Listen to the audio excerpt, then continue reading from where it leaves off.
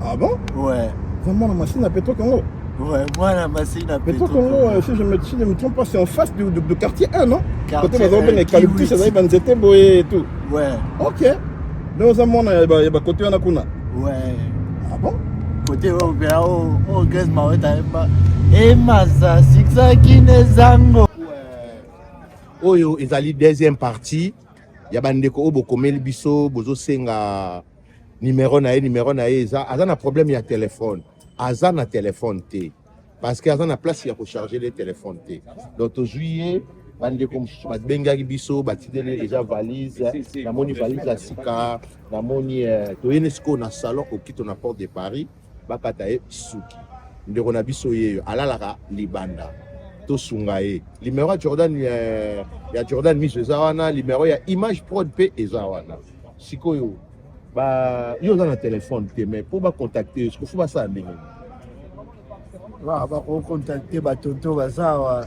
Ba tonton Faya Zali, tonton Mi ba tonton bazebele.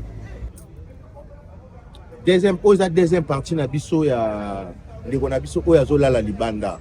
Bomoni ke première partie nazaki na bilamba mususu. Deuxième partie yango na changer bilamba parce que eza mokolo mususu. Mais ye aza toujours na bilamba o azalaki nango.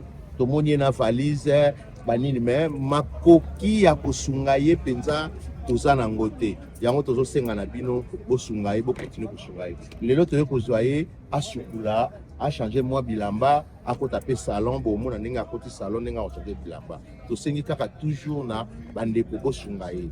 Ndeko na biso yeyo. Bana Masina, bana Congo, tout le monde a ba Nigérien, ba Camerounais, basunga bande ko biso. Pona nini biso te? Parce que azola la penza libanda. To ko joye pe lelo na 1h 2h place ala laka. Bo mona e numéro no oza pe na téléphone. Oza deuxième partie na biso nde to sala ki première partie bo mona ki to so ki ndeko place azai kolala. Lelo yo bo moni ndeko na valise. Image Prod, oza ba Jordan Mizwana ba na PDG Faya ba sungiye déjà na valise. Lelo akolala esika wana lala kite tolongole déjà esika wana. Biso oto kokaki nango kosunga ye yango yo. Toza na besoin na bino bo continuer kosunga ye. Toye ko joye a changer bilamba, a sukula, toko tie salon bo mona nde toko tie salon po na boye ba place nini oyo akomi. Tozo senga ka toujours na SOS bo sunga ndeko na biso. Donc toye na salon bo mona ba kotie salon.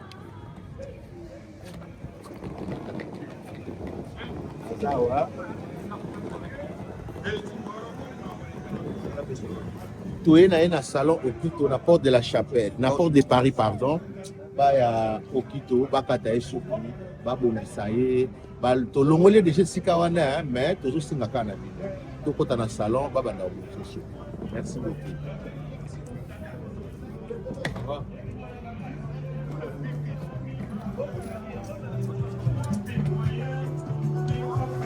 Tu es dans un salon au Quito, passe à la soupe.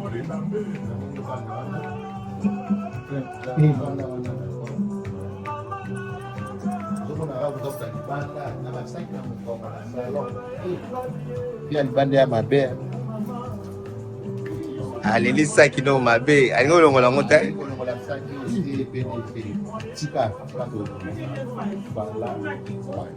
Bon continuer de se bien. Ok toi. Merci. Kolo sala.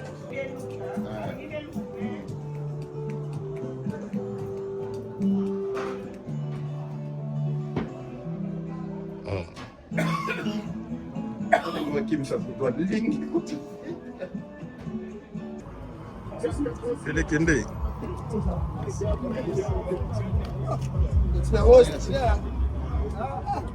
Bon. Tout dans le salon, à Choukoli, à changer. Bon, continuer toujours au Sungaï. Tout ça, on a pour la vie, nous avons biso. Il se retrouve qu'il est. Pauline, ça va? Ça va tonton. Ok. Bandeko, bomoni Image Prod na salon au Quito. Bazoli biso mwana mboka tala basta oyebite. Okomi na mboka oyo komoni ba image. Ba place ozolala esalaki biso passe. Biso tomoni.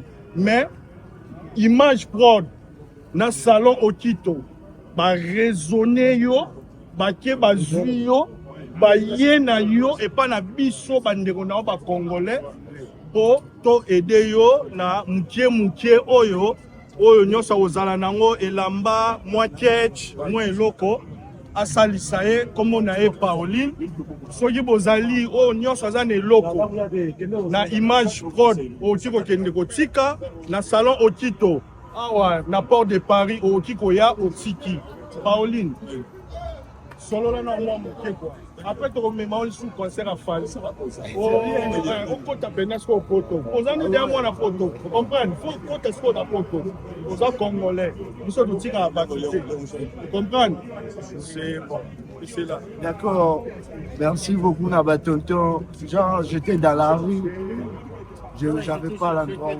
dormir, même des cheveux, tout ça. La peau, n'a pas perdre, nyonso, n'a pour l'air à nous nyonso, grâce à Batonton, Batonton Faya, Batonton vas-y belé, Batonton Jordan, Bazawana, actuellement, donc, Tonton Pela Zawana, j'ai trouvé des amis, tout ça. Tonton DJ Zawana, donc, Tonton Okito, ça me fait du bien en fait. Ok, merci. Si c'est bon, bon ici, donc quelque part, toujours continuer toujours. Merci na Image Prod. Image Prod, merci beaucoup. Salon Okito, merci beaucoup. Boyende Zalaka, Congo Bomoko. Check. Au bandako mona pe ba congolais bazo de kabalo ba moi tala. Genre congolais C'est pas ici là. Bon côté Nazaraki, on a la libanda côté ba tout genre so inakuta ine loko olia azui naye na kila donc ata kosola na ba tiate na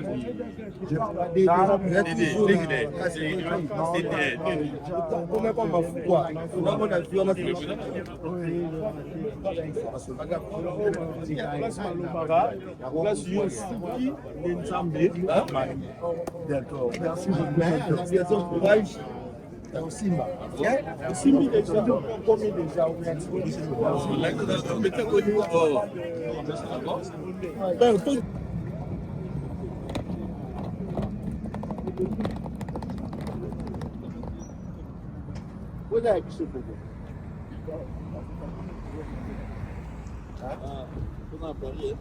Alors bien remis à Paris.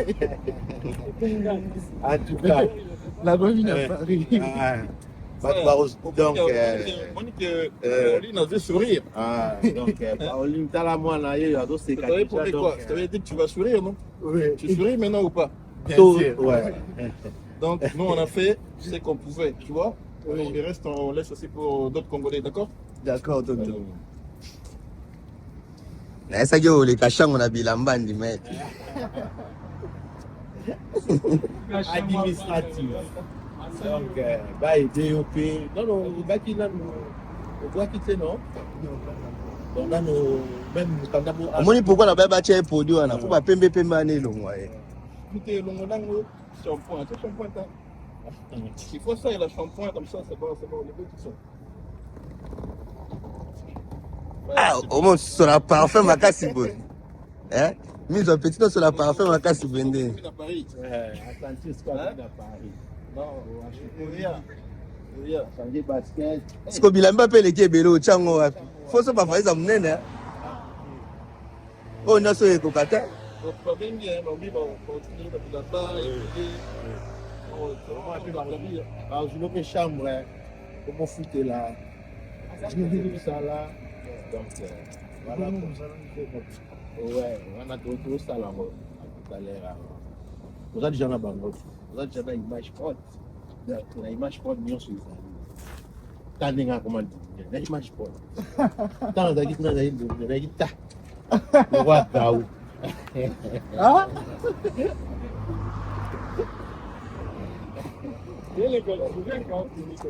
Kevin Bayagara Bongo, Tayaka Nwai Chesi. Mwana mala. Ela na Tsimizali. Ona Kobeta.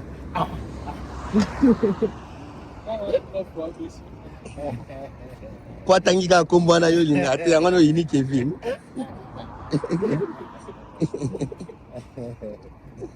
Donc, omoni Aldit place to akala. Je crois que je voulais quelque chose on a dit, hein. Oui, toi, je voulais moi l'eau, Olia. Moi, Dia Maï. ke dame badi pena. ah, bureau, là. Tout il est On y en a foufou, mais. Moi, Maï. Moi, je.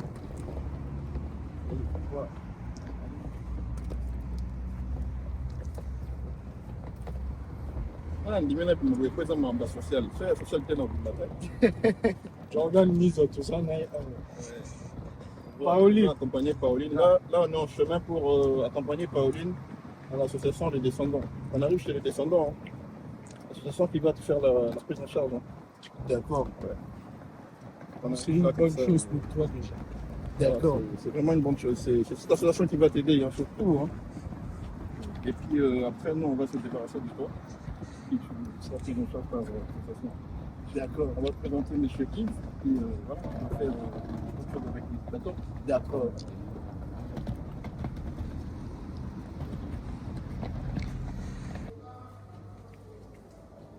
La partie là, tu dois continuer toujours. Tu es là dans ma boîte, il y a association. Tu es l'association pour la macambo. Il y a des candidats là.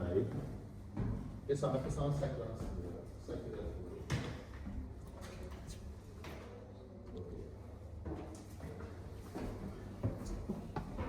L'image prod, a toujours Moussa.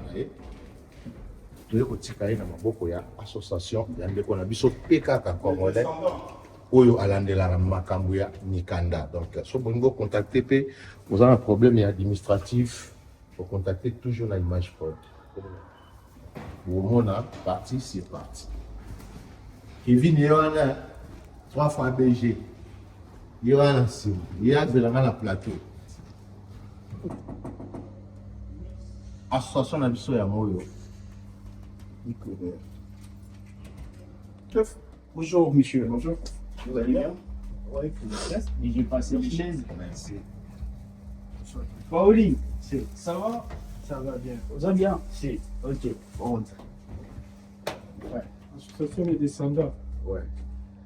Prenez place. Qui vont prendre place? Je vous laisse la place d'abord. Ah. Pauline, Vanda. D'accord. Vanda. Yende. Tu peux y aller dans le dossier un peu. Ça va sinon?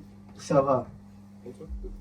Merci. Donc, comme une association des descendants, par M. Yves Genda. Merci. Donc, comme une association des descendants, par M. Yves Genda, où il y a la Makambuya Mikanda. Donc, tu as lek na biso, moi na biso, ninga na biso, ndeko na biso congolais, tu as ce qu'on a beaucoup babandela, olandela ye Makambu ya Mikanda. Donc, M. Yves Azawana, na elio moi na oyo. Joaquin, il est encore tout la qui s'agit oui, parce que va commettre biso donc voilà pour on est petit voilà. Ok. Vous allez bien Pauline? Oui, ça va tout. Ça va, c'est good. Oui, ça va. Voilà, moi dans mon vidéo now, parce que quand on dans les réseaux sociaux qu'il y a un jeune congolais, Oyo Aola la Libanda, Azan soutien. Et je me suis donné les devoirs. Il y a accompagner Ndengeza dans les obligations au sein de cette association qu'on appelle les descendants, d'accompagner des personnes en situation précaire dans bateau dans la situation où ils ont un peu à mon boulot. Et moi, je ne pouvais pas rester indigne. On a croisé ma boue, un jeune qui a encore beaucoup de choses à faire dans la vie, qui est aussi au Liban. Raison pour laquelle j'avais appelé Sengaki Baye la bureau pour que je puisse te recevoir. Oui. Et la première des choses, je vais d'abord te demander. Oui. Aux en apôtres dans Sungayo, et accompagnement et association les descendants et accompagner sur toutes les démarches administratives. Bien sûr. Bien sûr. La première des choses chez moi, Oui. on te fait signer un document. Des documents où il y a fiche de renseignement. Et ils ont fait ça pour pouvoir qu'il y ait une limite ou accompagner dans tout ce que ils ont démarche administrative. Ou un bon foot à Awa T. Donc en fait tout le bas ils ont l'association donc ils ont association ils ont accompagné Ofele. Ofele. Ok. Donc foot solo eloko awa azate. Au nyonso esali démarche administrative na yo. Lelo nalobi yango à partir d'aujourd'hui. On est le 25. Samedi le 27. Samedi 25 avril 2026. Vino ya rolala libanda esili. Merci beaucoup, tonton. Comprendre? Vino ya rolala libanda esili à partir d'aujourd'hui. Pour te donner na yoga ikolobi obela. Oui. Et dès ce lundi, parce qu'aujourd'hui, on va prendre en charge kolala na yo ya journal lelo. Oui. Il y a journée à lobby. Oui. Et lundi, Oui. équipe nanga et au Zoayou Oui. et au Mémao dans l'hôpital pour les premiers examens et les premiers soins. D'accord. Et c'est à partir de là que nous allons rentrer en contact avec les autorités françaises pour nous relander la démarche administrative sur les territoires français. D'accord. Vous êtes encore d'accord, maman? D'accord, merci. Ok.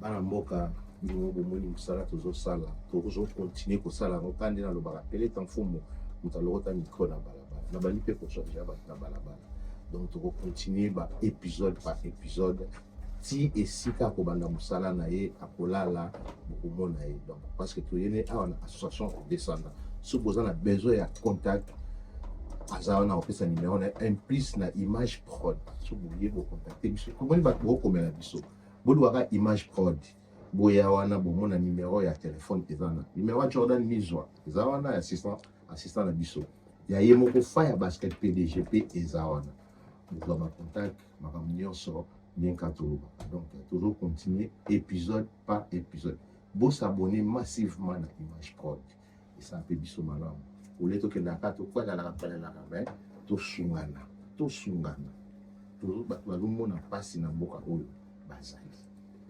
botala jeune garçon aza na 19 ans baki oza na 19 ans. 19 ans aza na makambo ebele ya kosala me kotie na balabala lelo kuta change mo structure abominga mpe na spe dis quelque chose Donc, on va procéder au Yokoma, n'est-ce pas? Oui. Au Yokoma Kombo Nayo, Oui. au remplir fiche Oyo. À commencer par ton nom. D'accord. Peut-être l'adresse. Pousse à non, X. c'est pousse. Tu vas remplir Ni Nayo. Et puis, Ndenge Oyo. Tu rejoins Nina. Non. D'accord.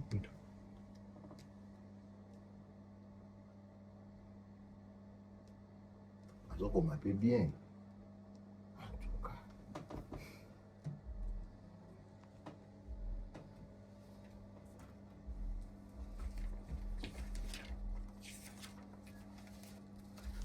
Date de naissance.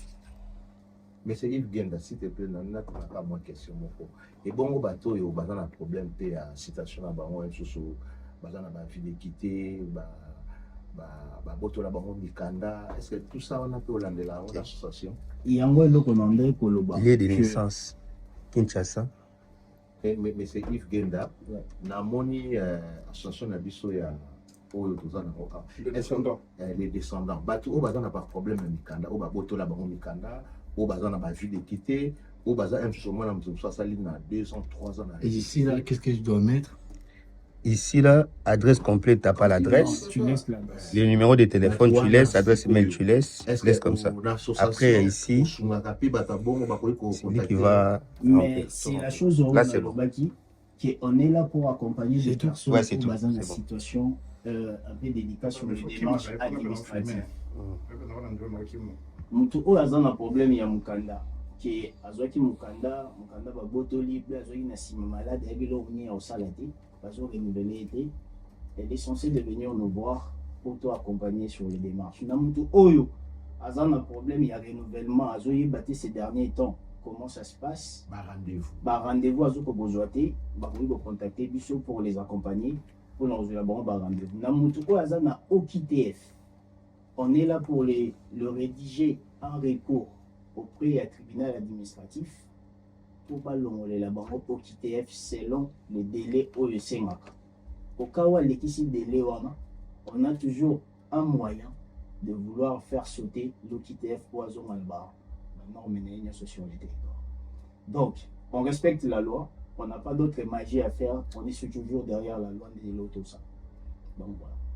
Pour contacter Pour nous contacter, il y a un numéro de téléphone, il y a notre mail, aujourd'hui, comme ils peuvent nous trouver sur les réseaux sociaux, sur TikTok, sur toutes les plateformes de téléchargement, sur YouTube aussi, ils peuvent nous écrire parce qu'on a des images qu'on balance sur YouTube, sur LDTS télévision, ou soit sur Image Prod des Balandarabiso. Donc notre numéro est toujours dispo, les 07 58 49 85 81. 07 58 49 85 81. Merci. Et soit sur les descendants LEDESCDANT asso@gmail.com. Donc les descendants asso@gmail.com. L'adresse, il y a pour nous rencontrer, on est sur le 70 du boulevard Anatole France, 93 200 Saint-Denis. On est là pour vous accompagner dans mon tournoi sur Oyo, à la poussée des Sungi par rapport à ces démarches administratives. Dans mon toupé Oyo, à Ebi Kosala, la réunification familiale des Merza réfugiés sur le territoire. Ils peuvent aussi nous contacter pour les aider à constituer les dossiers pour que sa famille n'ait pas statut à réfugié. Merci beaucoup, monsieur. Voilà. Là, je reviens sur ta fiche description. La description, on est situation d'irrégularité sur le territoire français.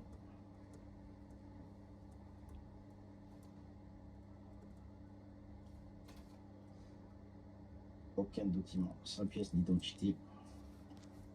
L'observation, suivi des dossiers. Référent, M. Genda. Oui, c'est comme ça. Aux gens, papier, moi, ça qui est Attention, à papier, nous avons l'accent.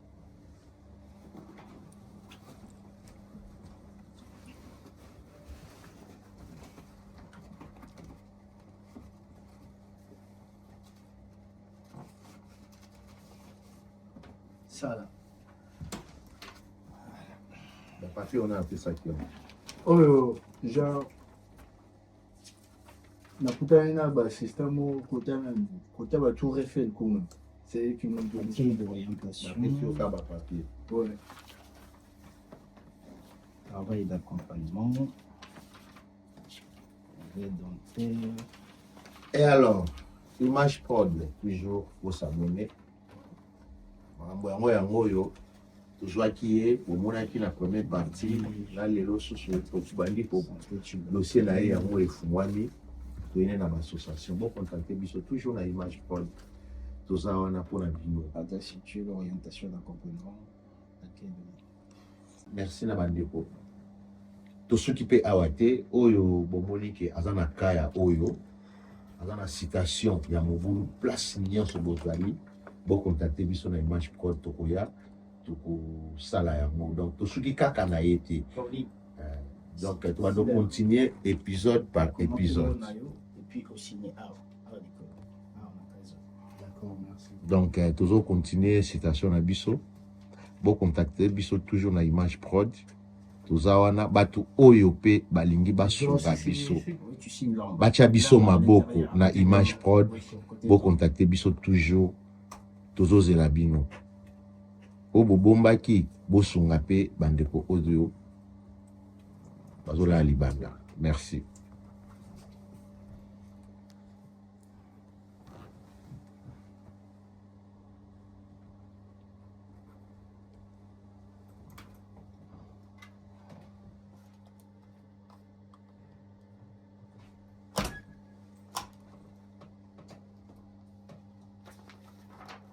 Tu vas des copies.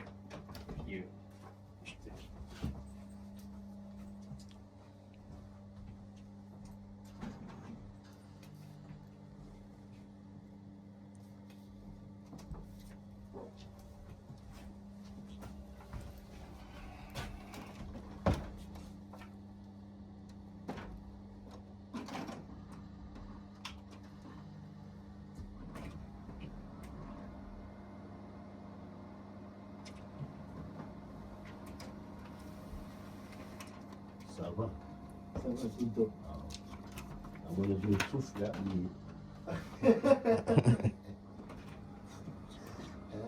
Et tu es un peu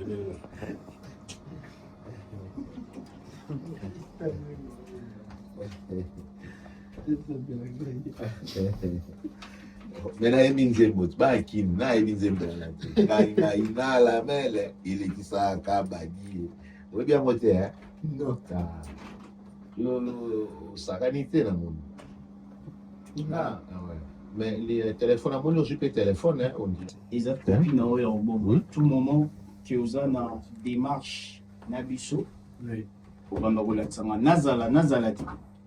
Équipe nanga nyonso eza awa et ko accompagner en fonction de dossier na. Ndenge moko nga pe na garder dossier na bagnette na biso. Mais il faut na yeba parce que de koye na yoka ika lisolo na vite fait pour expliquer qui penate comment tu as fait kono ya awa. Outaki wapi en vrai.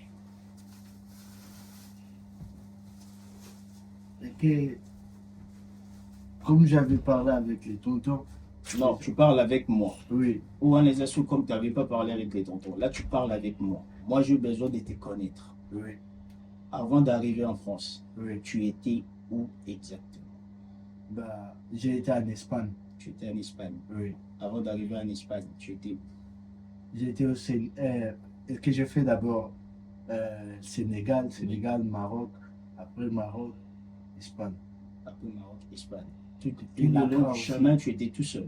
Il n'y avait pas une personne qui t'accompagnait pour traverser la Méditerranée et tout. Non, moi je suis venu en avion. Tu es venu en avion Oui, de Maroc en Espagne. oui. Ok. Et lorsque tu es arrivé en Espagne, tu avais fait quoi? Tu avais fait une demande d'asile ou tu n'as rien fait? Oui, j'avais fait des demandes d'asile. Et cette demande d'asile t'a donné quoi comme résultat? Tu s'étais accepté Bah, ou c'était rejeté?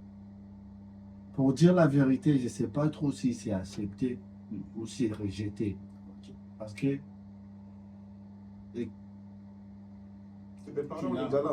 Genre- Aujourd'hui, bah, non, résultat dans le Tu étais non, parti je avant suis de pas les resté résultats. dans mon Et dans temps, les je suis choses. sorti comme ça. Bon, tout cela, tu voyais, bah, moi, lorsque tu recommandes à niveau de l'administration et chez les autorités françaises, tu voyais, bah, ceux qui va accorder une demande d'asile, ou soit ceux qui va accorder un jour ou un là, la première étape, c'est quoi? On t'a enregistré Oui. dans l'association Nabiso. Lundi, les lots, comme je t'ai dit, au là, il sous et si kawana te. Parce que quand on a une image, Oui. on te prend en charge aujourd'hui. Tout il y a les lots. Journée à lobby à dimanche. Et le lundi, nous avons réclamé que vous êtes malade. Il faut tomber maillot dans l'hôpital pour que vous soyez lundi, le matin, tu as une urgence. Pour D'accord. et par là, tu reçois la demande maintenant pour que va régulariser la situation sur le territoire français. D'accord. Tu as vu? D'accord. Oliaki, dans le lit était, voilà, pour qu'il ne relia. D'accord. Pour qu'il ne relia et puis prise en charge alimentaire dans le journal de compte association. D'accord. Merci Ça beaucoup. marche. Ok. Bon. Pour nous, et puis je vais ordonner ndako wana babuka en place on là na cabane wana balongola ngo sika wana parce que ils ont d'abord la propriété et puis bon que nous tika on chambre place on là place on va. D'accord. Merci beaucoup. OK, allez, tout ça les bon non? Merci beaucoup. Voilà, de rien. Genre au le chaîne et bon.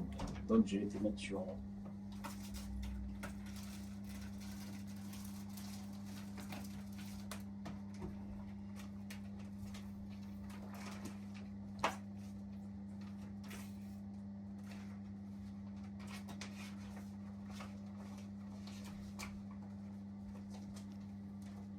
Merci beaucoup. OK. On fait comme ça. D'accord. Allez. Bonne soirée et bonne nuit. Merci beaucoup. Merci. oleki na biso ndeko na biso yeyo toye siko kolongola ye esika alalaka toye kolongola ye topanza yango ndako ndele na ye alongwa wana azwa biloko na ye wa azwa biloko na ye oyo eza très important. J'espère que c'est sinon Ah, ok. Donc, bino mo bozomona tozokontinue toujours baépisode makambo ya administratif toyena ye po amona mpendaki place ndeko na biso azali kolala yango donc toyei kopanza yango parce que monsieur Yves azwi biso. J'espère que Pauline, c'est ici que tu dormais. C'est comme je t'avais dit, aujourd'hui c'est le dernier jour de la construction. Déjà ici, les arts et c'est comme ça. Il y a beaucoup de personnes qui font des crimes ici. Et en fait, c'est comme si les aïeux et non, comme je t'avais dit,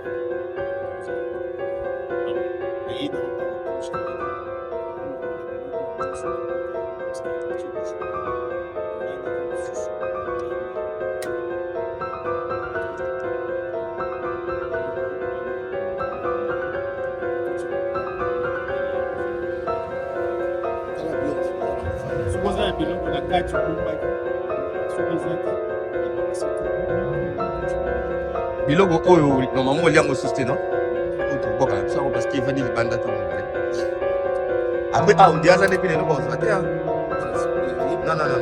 non akozwa susu eloko te parce que sa sokoli déjà aza deya propre mba te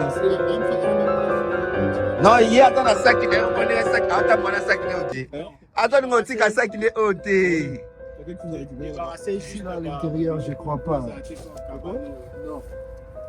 Il n'y a plus rien à faire.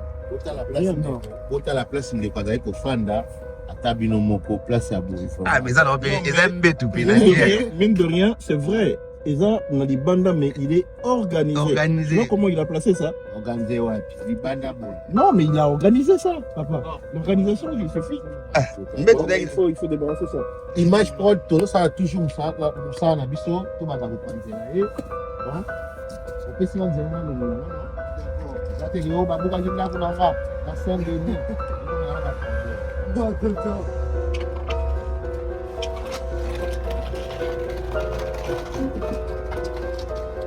biso tolongola bango te babuki bandako ya bato bazangisi place ya kopesa bango balala na biso tozobuka awawa kopesa ye mpe esika ya kolala na makambo ya mikanda.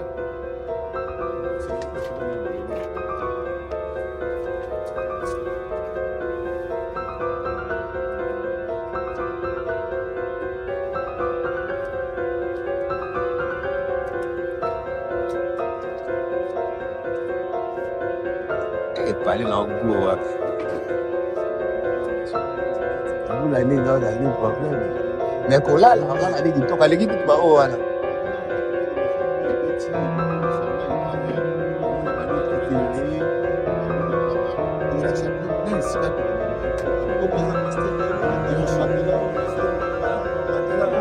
mais yako bateka na flight biloko si yango biloko si yango omoni biloko so oyelaka bino tala yango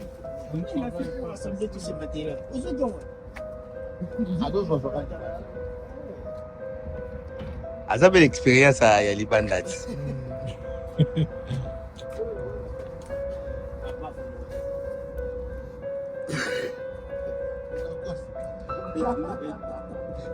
papa oyebi ke oyo nde eza boye na correct lara matelo yango balavaka yango batiako na contener eke na ndako ya bato ekoyi Sinia, nakuki.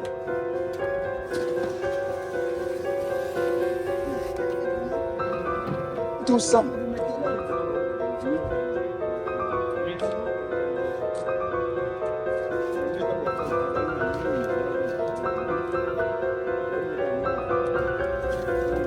na malidi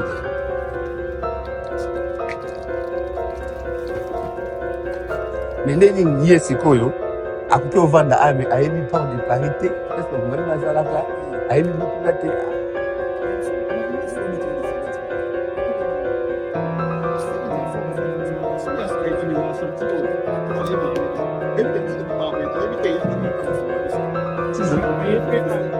ayebi koyo esi le monde d'ailleurs. C'est quoi combien d'années? Côté, genre, en marchant pour frauder ma métro, je me suis dit, là, tu as tout pour ta Stade de France. Tu as tout pour ta Stade de France.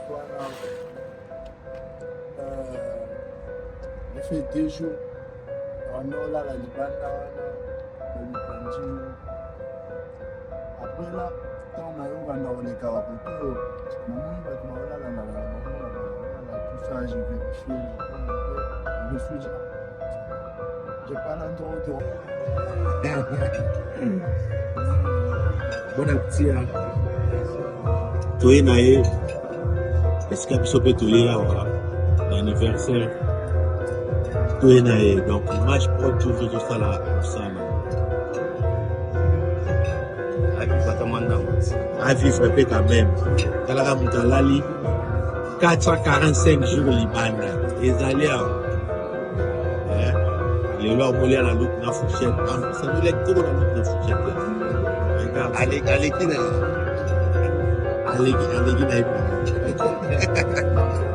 Aleki na ngai na fourchette à papa. Puis quand on va portugais, pas angolais. Mais il y a une amie qui a